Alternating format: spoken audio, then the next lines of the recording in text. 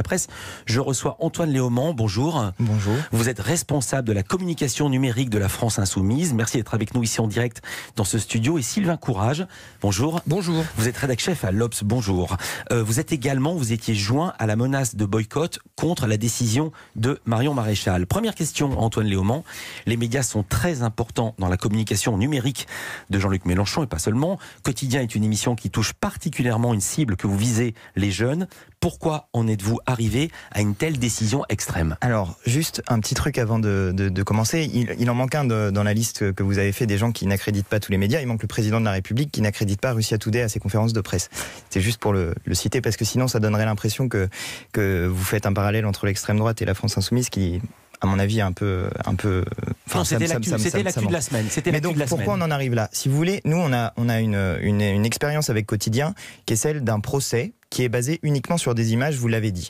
Ils ont choisi des images, ils ont sélectionné des images dans plus de 44 minutes qu'ils avaient filmées, qui sont les plus tendues du moment de la perquisition. Ils font pas du journalisme, ils font du militantisme politique quand ils font ça. Ils sélectionnent les pires moments alors même qu'ils ont des moments qui sont plus tranquilles, où Jean-Luc Mélenchon explique ce qui est en train de se passer, où il dit pourquoi la perquisition est à son sens une opération politique. Je me permets de vous interrompre d'un mot. Et où il dit aussi qu'il ne veut pas interrompre la perquisition alors que les images diffusées par Quotidien donne l'impression du contraire. Je ne vais pas me faire l'avocat de Quotidien, mais je vous interromps d'un mot, après je vous redonne la parole. Vous savez bien comment fonctionnent les infos. Bad news is good news. On filme les voitures qui brûlent, on ne filme pas les voitures qui brûlent pas. Absolument, mais justement c'est un problème. Tout le monde fait ça, tous les organes de presse. Oui, mais c'est un problème dans le monde des médias. Pour nous, les médias doivent rendre compte de la réalité, doivent donner tous les aspects de la réalité pour permettre aux gens de se faire une opinion personnelle sur un sujet. Quand un média choisit de prendre qu'une seule information, il ne fait pas de l'information. Soit il fait du militantisme, là c'était le cas avec Quotidien, mais dans d'autres cas, Quotidien se contente de faire du divertissement. Et moi, j'ai un petit souci dans le fait que vous, journalistes, vous ne posiez pas de limites vis-à-vis de Quotidien. Parce qu'en réalité, ils font du mal, y compris à votre travail, à vous les journalistes, en confondant l'information et le divertissement. L'information politique, c'est un sujet extrêmement sérieux. La démocratie en dépend de l'information des citoyens. Donc si vous tolérez que les informations soient partielles et incomplètes, à ce moment-là, vous faites vous-même du mal au métier de journaliste. Nous, on a décidé de poser une limite parce qu'au bout d'un moment, on en a marre que cette émission fasse des provocations systématiques. Je vous donne un autre exemple. Je veux dire, c'est pas la première fois. On a été assez tolérant avec Quotidien. Le 30 mai 2017, ça remonte à il y a un petit moment. Un journaliste de Quotidien vient et pose, je pense, 4 ou 5 fois la même question à Jean-Luc Mélenchon lors d'une conférence de presse pour provoquer le ras-le-bol, pour provoquer l'énervement. Ils ont fait la même chose à Manon Aubry pendant la campagne européenne. Pour avoir des milliers d'interviews, c'est ce qu'on appelle le droit de suite. On pose une question, la personne ne répond pas, on la repose, c'est pas pour énerver les gens. Non, mais le problème, c'était que Jean-Luc Mélenchon avait répondu. Pareil pour Manon Aubry.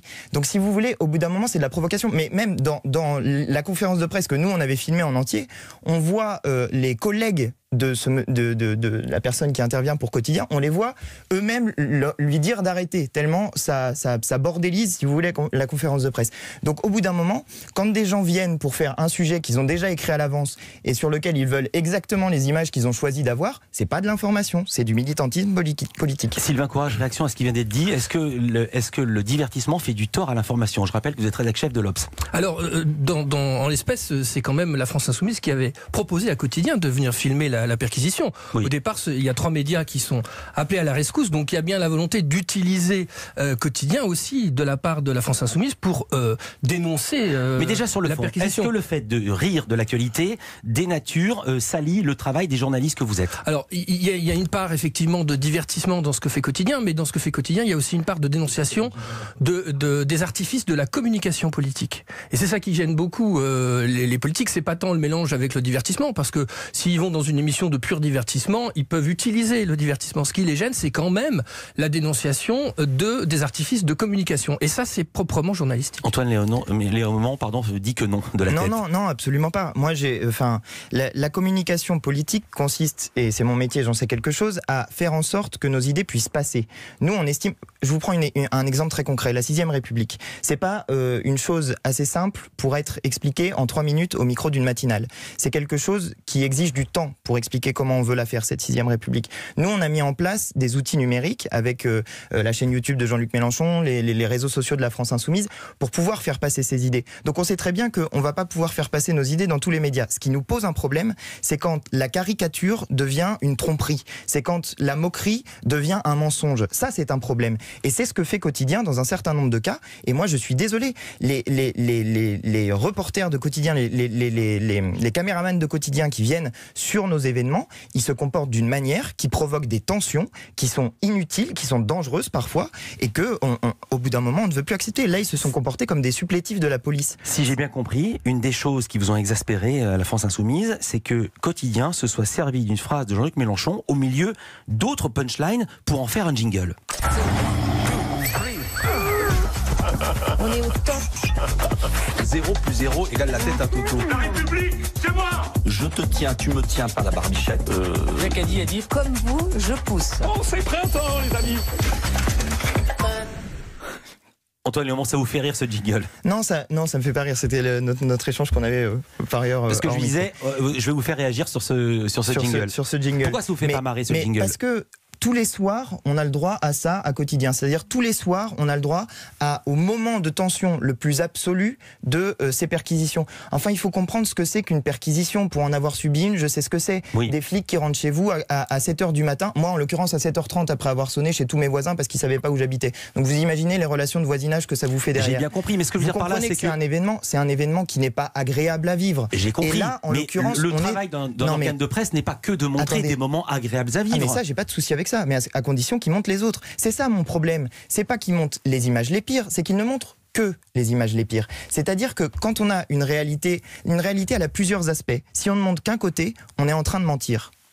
Là, c'est d'abord Antoine Léaumont, vous nous avez dit ce qui nous gêne, ce n'est pas que Quotidien ait diffusé ces images où Jean-Luc Mélenchon s'énerve, c'est qu'il n'ait diffusé que ça. Alors ensuite, ils ont diffusé l'intégralité de la perquisition dans leur émission, et puis on peut la voir maintenant partout sur le web, et ça aussi, ça vous a déplu. Alors j'ai pas compris.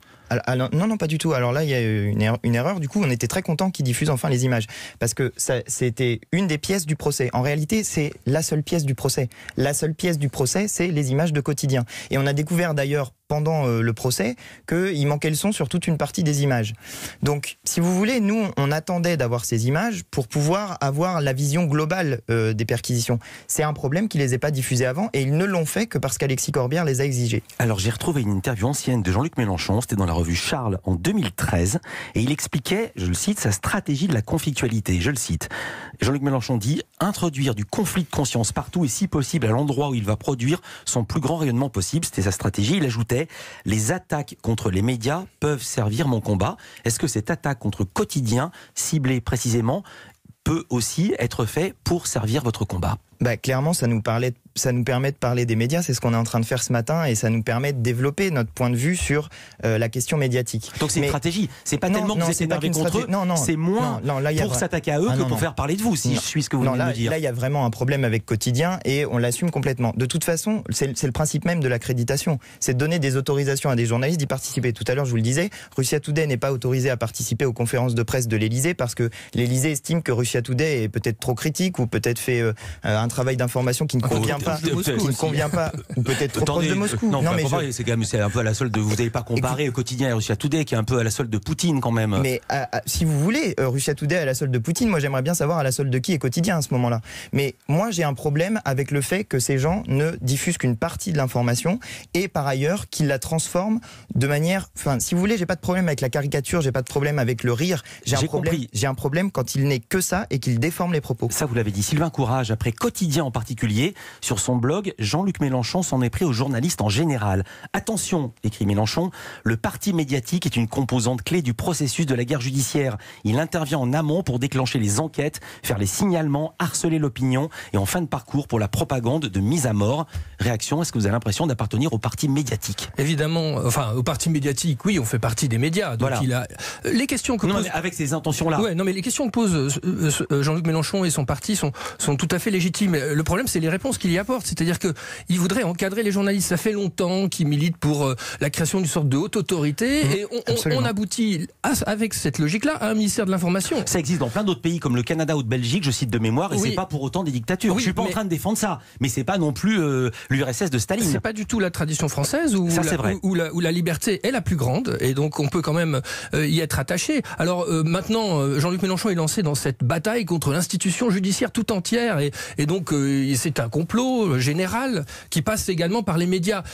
Franchement, on est quand même dans une description très paranoïaque de tout ce qui se produit. Si Jean-Luc Mélenchon en est où il en est aujourd'hui, c'est aussi parce qu'il est passé dans les médias, il les a aussi utilisés. C'est un rapport de dépendance mutuelle. Simplement, il voudrait prendre le dessus, il voudrait quelque part commander les médias. Et donc ça, c'est absolument inadmissible et ça ne le mènera nulle part. Il y a peut-être aussi une époque où Jean-Luc Mélenchon passait tout le temps dans les médias, il faisait 20%, c'était la présidentielle, et là maintenant il est à 6%. Il cherche des raisons. Est-ce que ceci explique cela ? Non, moi je pense qu'on a aussi fait 20% à la présidentielle parce qu'on a su vous contourner justement et mettre en place des outils qui nous permettaient de faire passer nos idées. Contourner en passant sur France Télévisions. Pendant la présidentielle, il y avait les meetings de Mélenchon en direct en entier sur BFM. Non mais c'est très sympa de passer à France Télévisions ou à TF1, mais quand c'est pour nous poser des questions, vous voulez sortir de l'Union Européenne pour entrer dans l'ALBA, ce qui est faux, c'est-à-dire on ne dit pas ça du tout, c'est pas de l'information non plus, c'est de la désinformation. Le décollage, ça a été le débat des candidats sur la chaîne publique. Mais un débat contradictoire entre candidats de l'élection présidentielle, je trouve que les médias ont fait un bon travail en organisant cette possibilité de débat. Je vous dis pas que tout est nul, tout est pourri, je vous dis juste qu'il y a des choses, il y a des choses avec lesquelles on n'est pas d'accord. Juste sur le conseil de déontologie, puisque c'est des médias, c'est ça sur quoi vous veniez, ça existe effectivement dans de nombreux pays, ça existe en fait dans la majorité des pays de l'Union européenne et pas en France.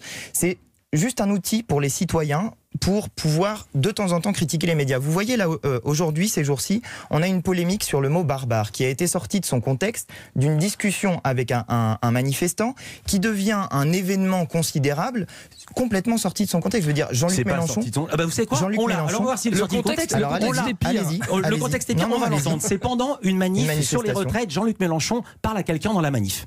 C'est des barbares, soyez prudents, hein, parce qu'ils ne s'arrêtent plus maintenant. Hein. Soyez prudents, hein, faites pas, je ne sais pas, c'est pas la peine de revenir avec un œil en moins. Hein. Oui, non, mais eux, ils agressent tout le monde. Eux, ils agressent tout le monde. Conséquence, le syndicat, je donne les faits, le syndicat de police Unité SGP a porté plainte contre Jean-Luc Mélenchon et le syndicat Alliance appelle à un rassemblement tout à l'heure, à 11h, devant le siège de la France Insoumise. Vous voyez, là, vous avez fait typiquement ce que je reproche à Quotidien, c'est-à-dire vous avez passé que des petits bouts. Il y a une discussion, il y a le monsieur qui lui répond. Par exemple, quand Jean-Luc Mélenchon dit « faites attention à vous », il dit, la personne est en train de dire « mais s'ils essayent de vous faire du mal, on va vous protéger ». Voilà ce que lui dit la personne. C'est pour ça que Jean-Luc Mélenchon dit « non, faites attention à vous, j'ai pas envie que vous fassiez ça ». Il sous-entend même qu'il va être assassiné. Il sous-entend qu'il va être assassiné, je ne l'ai pas passé volontairement. Mais juste sur ce terme-là, quand Jean-Luc Mélenchon fait des déclarations publiques sur le terme, systématiquement, quand il donne des responsables, il parle du ministre de l'Intérieur, il parle de M. Castaner et il dénonce le fait que M. Castaner n'assume jamais ses responsabilités politiques du fait des ordres barbares qu'il donne. C'est à lui qu'il s'adresse. Quand il fait des déclarations publiques, mais dans une discussion, j'ai fait des études, c'est des barbares et donner des ordres barbares, c'est différent. Dans une discussion, quand on est en train de parler à bâton rompu avec les gens, on fait des raccourcis et c'est normal. Oui, mais c'est une manif, c'est pas à bâton rompu. Non, justement, une manif, c'est public. Justement, c'est ça le problème. C'est que la moindre caméra désormais qui filme un petit bout de quelque chose essaye d'en faire une information. En l'occurrence, là, ça n'en est pas une. Et le problème est que sur la base de ce mot sorti complètement de son contexte, on se retrouve aujourd'hui avec des policiers d'un syndicat d'extrême droite qui viennent manifester devant le siège d'un parti politique. Il y a un problème démocratique qui est posé et c'est celui-ci qu'il faudrait interroger. Vous allez faire siège vide, vous y serez pas. Le mot de la fin à Sylvain Courage. Oui, non, mais les questions, encore une fois, sont légitimes sur la déontologie des médias. Peut-être qu'il y a une solution qui a été ébauchée d'ailleurs dans la diffusion des rushs. Ça, c'est finalement une bonne chose. Ouais. Peut-être que Quotidien pourrait faire ces sujets en les éditorialisant. Sur la diffusion des rushs, juste un mot, parce que ça me revient, j'ai manqué d'à propos. Raquel Garrido, proche de la France Insoumise, a traité Quotidien plus ou moins de supplétif du pouvoir en disant que c'était scandaleux de donner les rushs. Et elle donne des cours de journalisme à l'ESJ, une grande école. Voilà, alors que tout à l'heure, Antoine Léaumont, vous m'avez dit on était ravis de ça. Donc mettez-vous d'accord entre vous. Non, elle a dit qu'il s'était comporté en supplétif de la police en les donnant à la police. Mais qu'il les donne au grand public, c'est pas un problème. Mais qu'est-ce que ça change ? Au contraire. Mais ça change que... Mais vous jouez sur les mots. Si on la donne au grand public, la police fait partie du grand public, donc tout le monde a les rushs. Non, pas du tout. Là, en l'occurrence, nous avons découvert les images de Quotidien, l'intégralité des images qui font partie de notre procès à nous, on les a découverts au seul moment où ils ont finalement décidé de les diffuser. Et on a pu découvrir la duplicité de Jean-Luc Mélenchon, qui à la fois s'énerve contre les policiers et les rassure en leur disant ne vous inquiétez pas, tout ceci est une mise en scène. Il y a beaucoup de choses à tirer de ces rushs. Alors, vous savez quoi, malheureusement, je suis obligé d'arrêter, et c'est pas de la censure, c'est l'heure qui tourne. Je serais ravi de vous recevoir à nouveau tous les deux. Merci d'avoir été avec nous en direct. Antoine Léaumont, je ne retrouve plus votre titre. Vous êtes responsable, si c'est grave, de c'est la important, communication numérique de Jean-Luc Mélenchon. Voilà, et Sylvain Courage, vous êtes rédac chef à l'Obs.